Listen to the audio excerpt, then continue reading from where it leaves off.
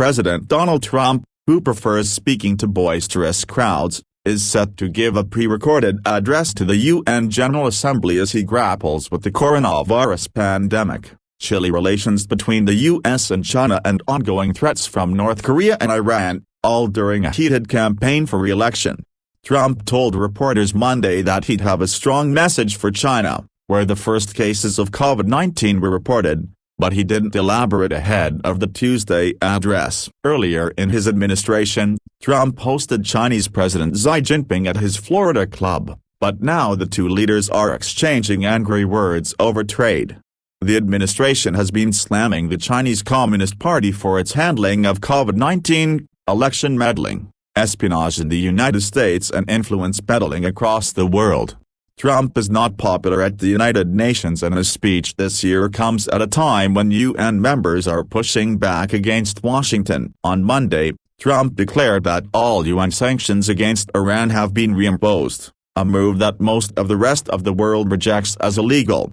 Trump's statement came shortly after he signed an executive order spelling out how the U.S. will enforce the snapback of sanctions. "My actions today send a clear message to the Iranian regime and those in the international community who refuse to stand up to Iran," he said.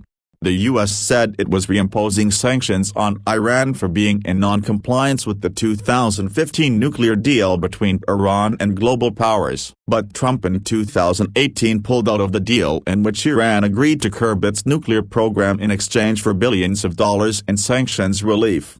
Few UN member states believe the U.S. has the legal standing to restore the sanctions because Trump withdrew from the agreement. The U.S. argues it retains the right to do so as an original participant in the deal and a member of the Council. The White House has not previewed his UN speech, but Trump was expected to highlight agreements the U.S. brokered between Israel and the United Arab Emirates and Bahrain. The historic agreements come as relations between the Jewish state and Arab nations are thawing as a pushback against Iran. The president likely will take credit for brokering economic cooperation between Serbia and Kosovo and for pressuring NATO nations to meet their pledge to spend 2% of their gross domestic product on their own defenses to lessen the burden on the alliance.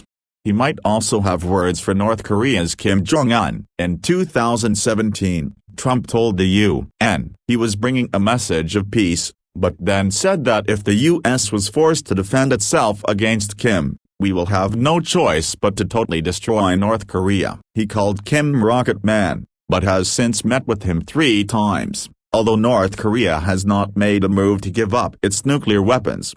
Trump has tussled with multilateral organizations throughout his presidency, although his aides say he is not against all multilateral groups, only the ones that aren't effective. After COVID-19 took hold, Trump yanked support from the UN's World Health Organization, saying it was too beholden to China.